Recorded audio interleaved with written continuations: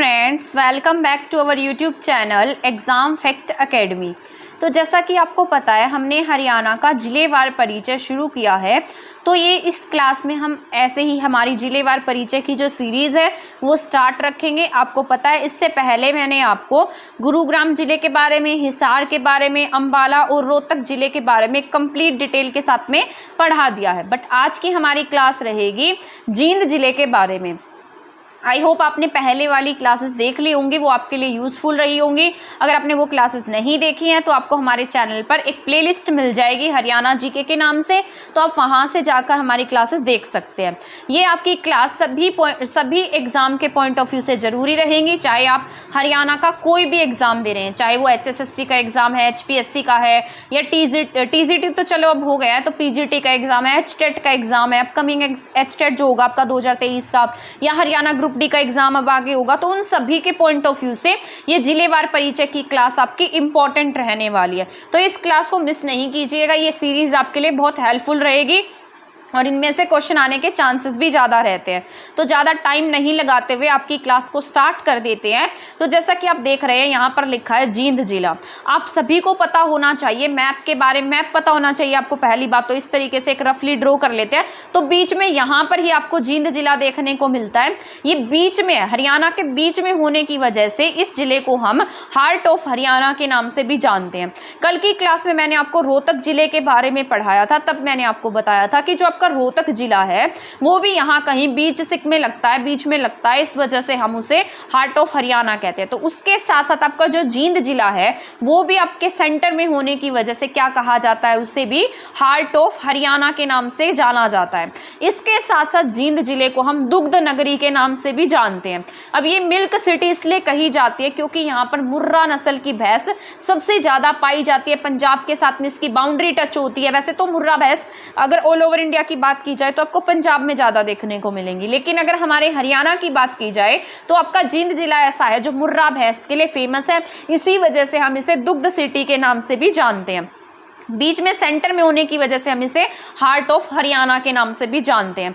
जब आपके हरियाणा राज्य का गठन हुआ था तभी आपके यहाँ पर जींद जिला भी अस्तित्व में आ गया था। आपको पता होना चाहिए कि जब हरियाणा पंजाब से अलग हुआ तब हमारे पास में टोटल 35% एरिया जो है पंजाब का वो हमारे हिस्से में आया था। उसके साथ साथ हमारे यहाँ पर 7 जिले अस्तित्व में आए। इसके साथ साथ हमें 54 जो विधानसभा की सीट्स हैं वो भी मिली थी।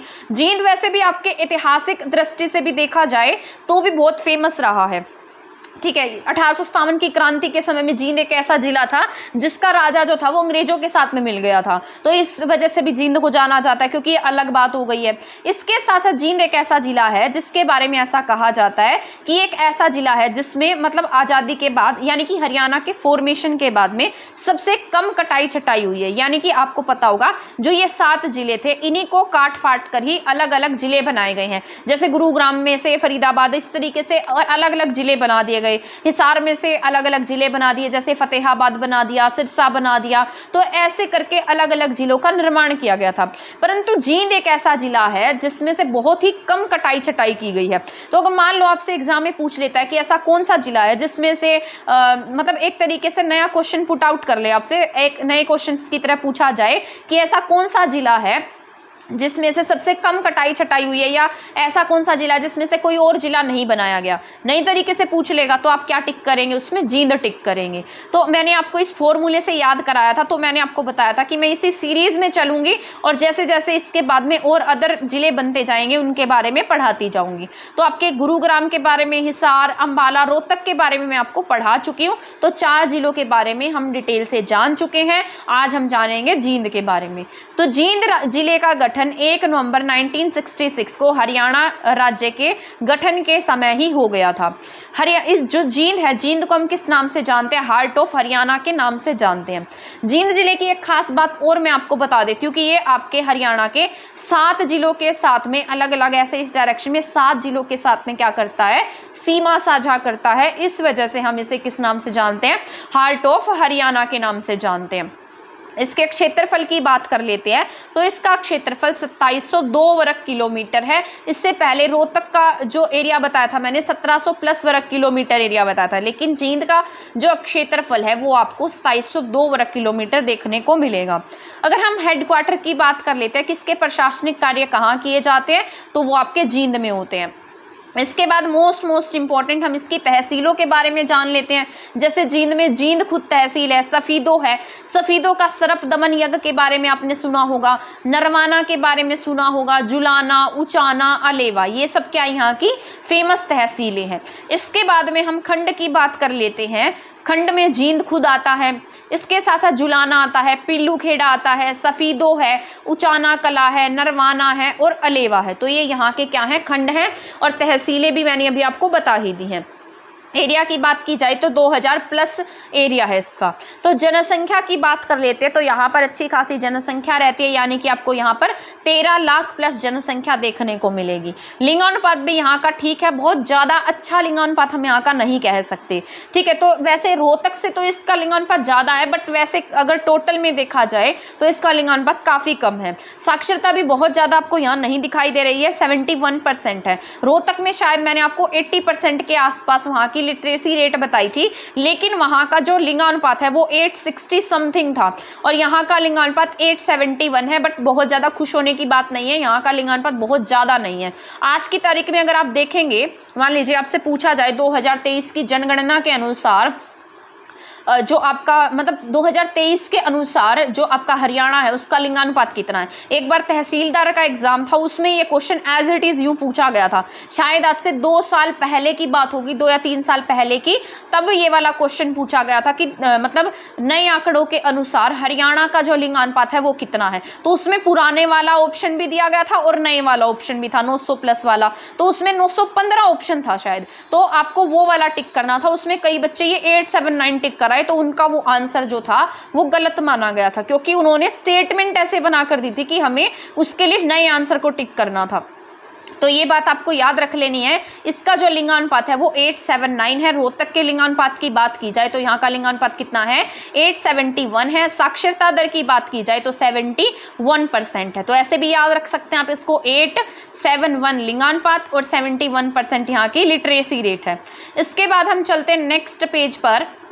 इसके जन घनत्व की हम बात कर लेते हैं। तो जन घनत्व 494 वर्ग किलोमीटर है, 494 प्रति व्यक्ति वर्ग किलोमीटर है। तो इसका मतलब यहाँ पर बहुत भीड़ भाड़ वाला इलाका हम इसे नहीं कह सकते। उपनाम की बात कर लेते हैं। जैसा कि मैंने आपको रोहतक जिले के बहुत सारे उपनाम के बारे में बताया, अंबाला के उपनाम बताए, हिसार के उपनाम बताए, गुरुग्राम के उपनाम बताए, उसी तरीके से अब हम जींद के उपनाम के बारे में जानेंगे। तो जींद को मैंने आपको बताया ये हार्ट ऑफ हरियाणा कहा जाता है। मान लीजिए दोनों ऑप्शंस आ जाते हैं, रोहतक भी आ जाता है और यहाँ पर जींद भी आ जाता है, और ऊपर पूछ लिया जाता है कि बताइए इन दोनों में से हार्ट ऑफ हरियाणा किसे कहेंगे। तो आपको फर्स्ट प्रेफरेंस पर जींद रखना है, क्योंकि जींद एक आपका ऐसा जिला है जो अलग अलग 7 आपके हरियाणा के 7 जिलों के साथ में सीमा साझा करता है, और वैसे भी सेंटर पार्ट में है ये हरियाणा के।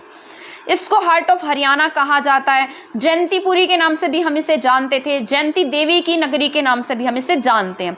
अब हम इसके इतिहास की बात कर लेते हैं कि जयंती देवी की नगरी हम इसे क्यों कहते हैं, इसके पीछे क्या क्या कारण है, मतलब इसके पीछे क्या रीजंस हैं जिस वजह से हम इसे जयंती देवी की नगरी के नाम से जानते हैं। तो इसके इतिहास की हम बात कर लेते हैं। ऐसा माना जाता है कि इसकी स्थापना किसने की थी, पांडवों ने की थी, और पांडवों ने यहाँ पर जयंती देवी का क्या बनवाया, मंदिर बनवाया था, जिसके आसपास ये जींद नगर बसा था। तो पहले ना आपको पता होगा कि पहले बहुत ज़्यादा लोग नहीं रहते थे, मतलब हर तरफ आप देखेंगे जंगल ही जंगल दिखाई देते थे। तो इन्होंने क्या किया, जो कौरव थे, पांडव थे, उनमें से पांडवों ने क्या किया, जयंती देवी जी का मंदिर बनवा दिया, और उसी के आसपास, जैसे मान लो सेंटर में कोई मंदिर है और उसी के आसपास इस तरीके से एक नगरी विकसित हो गई, जिसे हमने क्या नाम दे दिया, जींद नगर का नाम दे दिया, या हमने जयंती देवी की नगरी के नाम से इसको हम जानने लगे। महाभारत का युद्ध लड़ने से पहले पांडवों ने जयंती देवी मंदिर में क्या की थी, आराधना की थी। आपने देखा होगा, अगर आपने महाभारत देखी हो या मतलब इस तरीके से जब भी कोई युद्ध लड़ने जाता था तो सबसे पहले भगवान की पूजा करके जाता था। तो उसी प्रकार से महाभारत का युद्ध लड़ने से पहले पांडवों ने जयंती देवी मंदिर में क्या की, आराधना की थी। यहाँ पर एक राजा हुआ करते थे, राजा गजपत सिंह। ये 1768 के आसपास की बात है। राजा गजपत सिंह ने 1768 में जींद रियासत को संभाला था। तो 1700 के आसपास, यानी कि 1768 के आसपास, बक्सर का युद्ध हम कह सकते हैं, बक्सर के युद्ध के आसपास राजा गजपत सिंह ने क्या किया, यहाँ पर जींद रियासत को संभाला था। तो ये हम फर्स्ट किंग कह सकते हैं जींद के। इसके बाद आपको पता होगा कि जो राजा भाग सिंह थे, यहाँ पर ना एक राजा भाग सिंह हुए थे जिन्होंने जॉर्ज थॉमस के साथ में लड़ाई लड़ी थी। तो जॉर्ज थॉमस ने एक बार तो इनको हरा दिया था, तथा दूसरी बार जॉर्ज थॉमस जो था वो खुद हार गया था। और उसमें ना पटियाला की एक शासिका थी जिसने भाग सिंह की मदद की थी। तो ये सारा का सारा मैंने हरियाणा की हिस्ट्री में पढ़ाया हुआ है, ठीक है। इसके बाद में जींद जिले के प्रसिद्ध मेले की बात कर लेते हैं, क्योंकि अगर हम किसी भी डिस्ट्रिक्ट के बारे में जान रहे हैं तो वहाँ के पर्यटन स्थल हमें पढ़ने जरूरी होते हैं, वहाँ के मेले पढ़ने जरूरी होते हैं, वहाँ पर अगर कोई यूनिवर्सिटी है या कोई ऐसा फेमस प्लेस है या मान लीजिए कोई संग्रहालय है, उन सब के बारे में पढ़ना जरूरी होता है। तो यहाँ पर हम बात करेंगे जींद जिले के प्रसिद्ध मेले के बारे में कि यहाँ पर कौन से फेमस मेले हैं जिनका आयोजन किया जाता है। ये क्लास आपकी बहुत ज़्यादा लेंथी नहीं रहने वाली है, क्योंकि ना जो जिस जिले के बारे में मान लो ज़्यादा पढ़ना है तो उसके बारे में मैं ज़्यादा पढ़ा रही हूँ, जिसके बारे में जितने पॉइंट्स पढ़ने हैं वो सारे ही मैं पढ़ाती जा रही हूँ। तो जो क्लास के लिए ज़्यादा कंटेंट होगा, मतलब जो ज़्यादा इंपॉर्टेंट होगा जिला, उसकी क्लास आपको लेंथी देखने को मिल जाएगी। अदरवाइज आपको इतना ही पढ़ना है, इतना ही सफिशियंट है। तो जींद जिले के प्रसिद्ध मेले, यहाँ पर बिलसर का मेला लगता है, यहाँ हटकेश्वर का मेला लगता है। तो आपसे पूछा जाए ना हटकेश्वर कहाँ पर है, हटकेश्वर पूछा जाए तो आप क्या टिक करेंगे, ये जींद में है। भूतेश्वर मंदिर भी कहाँ पर है, आपके जींद में है। लेकिन अगर आपसे घंटेश्वर पूछा जाए तो वो जींद में नहीं है, घपड़ेश्वर पूछा जाए तो वो भी जींद में नहीं है। तो यहाँ पर हटकेश्वर है और भूतेश्वर है। इसके साथ साथ यहाँ पर जामनी का मेला लगता है, बाबा भोलूनाथ का मेला लगता है, धमतान साहिब का मेला लगता है। जो ये धमतान साहिब है ये गुरुद्वारा है। तो एक बार तो एग्जाम में भी पूछा गया था कि बताइए धमतान साहिब गुरुद्वारा कहाँ है, HSSC ने पूछा था ये क्वेश्चन। तो धमतान साहिब आपका जींद में है। तो कई बार आपसे मान लो आपका HPSC का एग्जाम है, आपसे ऐसे पूछ लेगा, 4 ऑप्शन बना देगा और 4 गुरुद्वारे लिख देगा और साथ में 4 डिस्ट्रिक्ट लिख देगा और ऐसे पूछेगा कि बताइए इनमें से कौन सा मैच नहीं खाता है, या फिर इनको मैच करना दे देगा और साथ में ऑप्शन दे देगा। तो इस तरीके से भी आपसे पूछे जा सकते हैं। तो जींद जिले के प्रसिद्ध मेले बिलसर का मेला है, हटकेश्वर मेला है, जामनी का मेला है, बाबा भोलूनाथ का मेला है और धमतान साहिब का मेला। धमतान साहिब गुरुद्वारा आपको कहाँ देखने को मिलेगा, जींद में देखने को मिलेगा। अब हम बात कर लेते हैं जींद जिले के प्राचीन वस्तु अवशेष स्थल की। इसका मतलब ये है कि ऐसे प्राचीन यहाँ पर कुछ ऐसे स्थान बनाए गए हैं जहाँ पर प्राचीन अवशेष रखे गए हैं। तो उसमें से आपका मोस्ट इंपॉर्टेंट है जयंती देवी पुरातत्व संग्रहालय। तो ये जितने भी संग्रहालय वगैरह होते हैं आपको देखने चाहिए। जैसे कुरुक्षेत्र में संग्रहालय बनाया गया, तो ये सारे के सारे संग्रहालय ना बहुत जरूरी होते हैं। जब भी आप इनको देखते हैं ना आपको यहाँ से कुछ ना कुछ अच्छा सीखने को मिलता है। यहाँ पुरानी पुरानी चीज़ें रखी गई होती हैं, तो ये जब हम इनको लाइव एक्सपीरियंस करते हैं तब हमें ज़्यादा सीखने को मिलता है। तो जयंती पुरातत्व संग्रहालय कहाँ पर है, ये आपका जींद में है, जयंती देवी मंदिर के पास में स्थित है। इसकी स्थापना 28 जुलाई 2007 को की गई थी और यहाँ पर हड़प्पा संस्कृति से के अवशेष रखे गए हैं। जैसे कुरुक्षेत्र में गुलजारीलाल नंदा संग्रहालय, वहाँ पर भी आपको हड़प्पा सभ्यता के अवशेष देखने को मिलेंगे। उसी तरीके से जो आपके जयंती देवी पुरातत्व संग्रहालय है वहाँ पर भी आपको हड़प्पा संस्कृति से संबंधित अवशेष देखने को मिलते हैं। तो यहाँ पर एक ही संग्रहालय है जिसका नाम है जयंती देवी पुरातत्व संग्रहालय। बाकी और भी आपके हरियाणा में संग्रहालय, जैसे स्वामी ओमानंद संग्रहालय झज्जर में है, तो और भी संग्रहालय आपको देखने को मिलेंगे। तो जैसे जैसे जिस डिस्ट्रिक्ट के बारे में पढ़ते जाएंगे उनके संग्रहालय के बारे में जानते जाएंगे।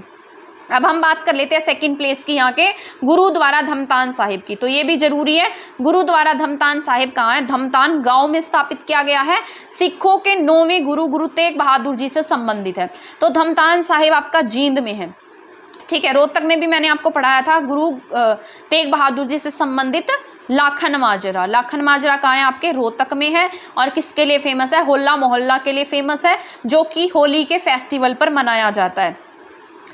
इसके साथ साथ धमतान साहिब गुरुद्वारा में भी आपको बहुत मतलब एक तरीके से, जैसे यहाँ पर एक तरीके से हम कह सकते हैं लंगर वगैरह लगता है, क्योंकि सिखों के गुरुओं से रिलेटेड है। तो सिखों के 9वें गुरु तेग बहादुर जी से संबंधित कौन सा गुरुद्वारा है, गुरुद्वारा धमतान साहिब। अब हम बात कर लेते हैं भूतेश्वर मंदिर की। भूतेश्वर के नाम से आप जान गए होंगे कि ये जो शिव हैं उनसे रिलेटेड है, भगवान शिव से रिलेटेड मंदिर है और इसका निर्माण जो है वो रघुवीर सिंह ने कराया था। आपने देखा होगा यहाँ पर रानी तालाब भी बनाया गया है, ठीक है। तो ऐसा कहा जाता है कि ये रघुवीर सिंह का जो मंदिर है वो कहाँ पर है, किसने बनवाया भूतेश्वर मंदिर, रघुवीर ने बनवाया। और यहीं पर जैसे ये जो मंदिर है ना, ये बीच में सेंटर में मंदिर है और चारों तरफ इसके क्या है, पानी है, तो इस वजह से इसे क्या कहा जाता है, हरियाणा का अमृतसर भी कहा जाता है, ठीक है। तो ये इंपॉर्टेंट हो जाता है, आपसे पूछा जाए हरियाणा का अमृतसर कौन सा है, तो आप क्या टिक करेंगे, रानी तालाब टिक कर दो, भूतेश्वर मंदिर टिक कर सकते हैं। और किसने बनवाया, रघुवीर ने बनवाया। इसको याद कैसे रखेंगे, क्योंकि एक पानीपत में भी है जो रघुनाथ ने बनवाया, देवी का मंदिर पानीपत में रघुनाथ सिंह ने बनाया है और ये भूतेश्वर मंदिर रघुवीर ने बनाया है। इसको याद ऐसे करेंगे कि जो रानी होगी वो किससे शादी करेगी, जो वीर होगा उससे शादी करेगी, और देवी नाथ से। तो आप ऐसे याद रख सकते हैं ट्रिक से। यहीं पर भगवान शिव का मंदिर भी है, यहीं पर रानी तालाब भी है। ऐसा माना जाता है मतलब प्राचीन कहावतों के अनुसार कि जो रानी है वो यहाँ पर स्नान वगैरह करने आती थी, तो मतलब एक तरीके से ना ये गुप्त सीढ़ियाँ वगैरह बनाई गई थी, एक प्रकार का इस तरीके का ये क्या है, तालाब बनाया गया है। अब हम बात कर लेते हैं मोस्ट इंपॉर्टेंट पांडु पिंडारा की। जो पांडु पिंडारा है ये प्राचीन गाथा के अनुसार यहाँ पर ऐसा माना जाता है कि पांडवों ने यहाँ पर अपने पितरों का पिंडदान किया था, और ऐसा भी माना जाता है कि इन्होंने अपने जो मतलब इनके पूर्वज थे उनके जो मतलब पिंडदान के लिए यहाँ पर 12 साल तक तपस्या की थी। सोमावती अमावस्या की तपस्या, मतलब एक तरीके से प्रतीक्षा कह सकते हैं, प्रतीक्षा की थी, क्योंकि 12 साल बाद क्या आई थी, सोमावती अमावस्या आई थी। तो 12 साल बाद 12 साल तक इन्होंने यहाँ पर क्या की, तपस्या की, और प्राचीन गाथा के अनुसार पांडवों ने यहाँ पर क्या किया, पितृदान किया। इसलिए इसे क्या कहा जाता है, इस वजह से इसे हम क्या कह देते हैं, हरियाणा का हरिद्वार भी कह देते हैं। तो ये हरियाणा का हरिद्वार भी जींद में है, हरियाणा का अमृतसर भी हम जींद को कहते हैं। तो जींद बहुत ज़्यादा ऐतिहासिक दृष्टि से फेमस रहा है, ठीक है, क्योंकि महाभारत काल से भी फेमस है ये, क्योंकि यहाँ पर पांडवों ने क्या बनवाया, जयंती देवी मंदिर बनवाया, और इसी प्रकार इसकी ऐतिहासिक दृष्टि से भी उतनी ही मान्यता है। अब हम यहाँ पर तीर्थ की बात कर लेते हैं, जैसे अश्विनी कुमार तीर्थ है, यहाँ पर हटकेश्वर मंदिर है। हटकेश्वर कहाँ पर है, सफीदो गाँव में है। सफीदो कहाँ पर है, जींद में है। आपने सर्प दमन यज्ञ के बारे में सुना होगा, तो वो भी सफीदो से रिलेटेड है। यहाँ पर ऐसा कहा जाता है जो हटकेश्वर मंदिर है इसमें पृथ्वी के 68 तीर्थों की क्या समाई हुई है, शक्ति समाई हुई है। तो इसलिए भी आप इसको याद रख सकते हैं, हटकेश्वर कहाँ है, जींद में है। रामराय तीर्थ की बात की जाए तो रामराय भी कहाँ पर है, जींद में है, और रामराय किससे रिलेटेड है, भगवान परशुराम से रिलेटेड है। इसके बाद मोस्ट इंपॉर्टेंट है आपका हंस हैडर। हंस हैडर बहुत ज़्यादा जरूरी है। ऐसा माना जाता है कि जो ऋषि कृत कदम है इन्होंने यहाँ पर तपस्या की थी, और यहीं पर भगवान शिव का मंदिर भी बना हुआ है। तो हंस हैडर किससे रिलेटेड है, ऋषि कदम से रिलेटेड है, और यहीं पर किसका मंदिर भी देखने को मिलेगा आपको, भगवान शिव का मंदिर भी देखने को मिलेगा। इसके बाद है पुष्कर तीर्थ। पुष्कर कहाँ पर है, आपके जींद में है। वैसे तो आपने सुना होगा कि पुष्कर में क्या लगता है, पशु में। पुष्कर कहाँ पर आपका, राजस्थान में है, लेकिन ये वाला जो पुष्कर है ये आपके कहाँ है, जींद में है, पोखरी खेड़ी गांव में है, ठीक है। तो ये याद रखना है, पैसे पुष्कर, पैसे पोखरी खेड़ी गांव। ऐसा माना जाता है कि जमगदनी के पुत्र थे परशुराम, उन्होंने यहाँ पर तपस्या की थी, उन्हीं के लिए पुष्कर तीर्थ फेमस है। इसके बाद जमगदनी तीर्थ है, यहाँ पर ढूंढवा तीर्थ बहुत फेमस है। HSSC ने ना जाने कितनी बार ये क्वेश्चन रिपीट किया है। तो ढूंढवा तीर्थ इसलिए फेमस है क्योंकि आपको पता होगा कि जो ये तीर्थ, ये जो जींद है ना, ये महाभारत काल से प्रसिद्ध है, और ऐसी मान्यताएं हैं कि जो दुर्योधन है, भीम जो थे ना, भीम मतलब एक तरीके से ढूंढते ढूंढते दुर्योधन को मारने के लिए आ रहे थे, और ढूंढते ढूंढते कहाँ पर आ रुके, यहाँ मतलब जींद में आ रुके। तो दुर्योधन वहाँ पर क्या हो गए थे, छुप गए थे। तो भीम ने दुर्योधन को यहाँ पर ढूंढ के मार डाला था। तो ऐसा माना जाता है कि इसी वजह से इसे हम क्या कह देते हैं, ढूंढवा तीर्थ कह देते हैं, क्योंकि भीम ने यहाँ पर दुर्योधन को ढूंढ कर मार डाला था। इस वजह से इसे किस नाम से जाना जाता है, ढूंढवा तीर्थ के नाम से जाना जाता है। अब हम बात कर लेते हैं यहाँ की फेमस यूनिवर्सिटी के बारे में। यहाँ पर ज़्यादा यूनिवर्सिटी तो आपको नहीं देखने को मिलेंगी, आपकी जो ज़्यादा यूनिवर्सिटी है वो हिसार में है, ठीक है, रोहतक में है, लेकिन आपके यहाँ पर एक फेमस यूनिवर्सिटी है, चौधरी रणबीर सिंह यूनिवर्सिटी। मैं शायद 3-4 दिन पहले ही मैंने ये यूनिवर्सिटी देखी है। तो ये मतलब एक तरीके से बड़ी सारी यूनिवर्सिटी है, अच्छी बनी हुई है। चौधरी रणवीर सिंह यूनिवर्सिटी है, इसकी स्थापना 24 जुलाई 2014 को की गई थी। मतलब बहुत ज़्यादा पुरानी भी नहीं है, रिसेंट में ही बनी है। इसके बाद में अगर हम बात करते हैं वन्य जीव संरक्षण केंद्र की, तो यहाँ पर आपके वन्य जीव संरक्षण केंद्र की बात की जाए तो यहाँ पर बीरबारा वन्य जीव संरक्षण केंद्र बनाया गया है, जींद से 5 किलोमीटर की दूरी पर है। एक वन्य जीव संरक्षण केंद्र आपको कैथल में देखने को मिलेगा, जिसे हम सोनसर जंगल के नाम से भी जानते हैं, लेकिन बीरबारा पूछा जाए तो आपके कहाँ पर है, ये जींद में है। ठीक है, यहाँ पर आपको कोई नेशनल पार्क देखने को नहीं मिलेगा, वाइल्ड लाइफ सेंचुरी देखने को नहीं मिलेगी, लेकिन यहाँ पर वन्य जीव संरक्षण केंद्र बनाया गया, कंजर्वेशन सेंटर बनाया गया है। ठीक है, तो ये याद रख लेना है। अब हम यहाँ पर मैंने कुछ फैक्ट लिखे हैं जो आपके जींद जिले से रिलेटेड है और जो एग्जाम के पॉइंट ऑफ व्यू से भी आपके इंपॉर्टेंट है, तो इनके बारे में भी हम जान लेते हैं। Fact related to Jind. Jind से 1857 की क्रांति का जो विद्रोह का नेतृत्व है वो किसने किया था, प्रताप सिंह ने किया था। तो इंपॉर्टेंट है, सभी जितने भी 1857 की क्रांति में जितने भी व्यक्ति रहे हैं, कहाँ से किसने नेतृत्व किया, ये आपको बिल्कुल टिप्स पर याद होना चाहिए, क्योंकि इसमें से क्वेश्चंस आते हैं और ये क्वेश्चन जो है HCS में भी पूछे गए हैं। जो ये 1857 की क्रांति का टॉपिक है, मोस्ट इंपॉर्टेंट है, HPSC ने इसमें से क्वेश्चन पूछे हैं, तो आप इसको करके जाइएगा। यहाँ पर जींद से 1857 की क्रांति के नेतृत्व की अगर बात की जाए तो ये किसका नाम आता है, प्रताप सिंह का नाम आता है। मिल्क प्लांट कहाँ लगाया गया, जींद में लगाया गया है। इसकी स्थापना कब होती है, 1997 में होती है। ठीक है, वैसे इसे मतलब मिल्क सिटी के नाम से भी हम जानते हैं। जींद जिले में कोई भी नदी नहीं बहती। मोस्ट इंपॉर्टेंट, मान लीजिए आपसे ऐसा पूछ लिया जाए हरियाणा का ऐसा कौन सा जिला है जहां से कोई भी नदी नहीं गुजरती है, तो वो क्या होगा, आपका जींद होगा। जींद जिले के नरवाना में क्या बनाया गया है, फूड पार्क बनाया गया है। तो आपको फूड पार्क भी याद रख लेना है। क्या बनाया गया यहाँ पे, फूड पार्क कहाँ पर है, नरवाना में है। इसके बाद जो केडी दलाल है वो भी कहाँ से बिलोंग करती हैं, जींद से बिलोंग करती हैं।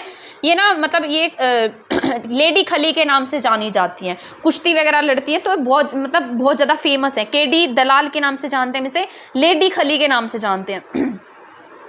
जींद के जो फेमस क्रिकेटर हैं आप सभी इनके बारे में जानते हैं, यूजी चहल। यूजी चहल का संबंध कहाँ से है, जींद से है। ठीक है, तो यूजी चहल कहाँ के रहने वाले हैं, जींद के रहने वाले हैं और बहुत बड़े क्रिकेटर हैं। शायद ही कोई ऐसा व्यक्ति होगा जो यूजी चहल के बारे में नहीं जानता होगा। इसके बाद में हरियाणा का प्रथम ग्राम सचिवालय बात की जाए तो ये कहाँ पर है, हैबतपुर जींद में है। ठीक है, तो हरियाणा का प्रथम ग्राम सचिवालय कहाँ पर बनाया गया, हैबतपुर जींद में बनाया गया है। तो ये क्या है, आपका इंपॉर्टेंट हो जाता है। इसके बाद हम बात कर लेते हैं वीवीपैट मशीन की। ये ना इलेक्शंस के समय में यूज़ की गई थी और ये 2019 के उपचुनाव में यूज़ की गई। यहाँ से जो एमएलए है, शायद कृष्ण मिड्डा यहाँ से क्या है एमएलए बनाए गए हैं, तो उन्हीं का उपचुनाव हुआ था, उसमें वो जीत कर आए थे 2019 में। तो उसमें वीवीपैट का सबसे पहली बार यूज़ हुआ जींद उपचुनाव में। तो वीवीपैट का प्रयोग सबसे पहली बार पूछा जाएगा तो कहाँ पर किया गया, जींद उपचुनाव में 2019 में किया गया। ये क्वेश्चन भी बहुत बार एग्जाम में पूछा गया वीवीपैट वाला। ठीक है, तो आपको ये याद रखना है। मुझे एग्जाम तो एग्जैक्टली याद नहीं है कौन से एग्जाम में था, बट ये क्वेश्चन जरूर था। चाहे आप PYQ देख लेना, उसमें भी ये क्वेश्चन पूछा गया है, वहां पर आपको देखने को मिल जाएगा। तो ये थे आपके जींद जिले से रिलेटेड पॉइंट जो आपको समझ में आ गए होंगे। मैं ऐसी उम्मीद रखती हूँ कि आपको ये क्लास समझ में आई होगी, आपको बोरिंग नहीं लगी होगी, इसमें आपका ज़्यादा टाइम भी खर्च नहीं हुआ होगा और जितने भी इंपॉर्टेंट पॉइंट थे वो सारे समझ में आ गए होंगे। ठीक है, तो इसमें मैंने सभी वही पॉइंट ऐड किए थे जो आपके एग्जाम के पॉइंट ऑफ व्यू से जरूरी हैं और आपके एग्जाम में पूछे जा सकते हैं। तो आप इस क्लास को देख लीजिएगा, अगर आप एक बार इसको रीड कर लीजिएगा। अगर इसकी PDF चाहिए तो टेलीग्राम चैनल ज्वाइन कर लीजिएगा। टेलीग्राम चैनल का लिंक मैं आपको शेयर कर दूंगी। ठीक है, मेरे टेलीग्राम चैनल पर भी मिल जाएंगे और साथ साथ एग्जाम फैक्ट पर भी आपको ये PDF देखने को मिल जाएंगी। तब तक आप हमारे चैनल के साथ बने रहिएगा। अगर आपने इस चैनल को सब्सक्राइब नहीं किया तो सब्सक्राइब कर दीजिए, वीडियो को शेयर नहीं किया है तो आप इसे शेयर भी कर सकते हैं। तो मिलेंगे नेक्स्ट क्लास में नेक्स्ट टॉपिक के साथ, तब तक आप हमारे चैनल के साथ बने रहें। सॉरी, नेक्स्ट टॉपिक तो नहीं, करनाल डिस्ट्रिक्ट के साथ में, मतलब हमारी जो नेक्स्ट क्लास रहेगी वो करनाल डिस्ट्रिक्ट से रिलेटेड रहेगी। ठीक है, थैंक यू, धन्यवाद।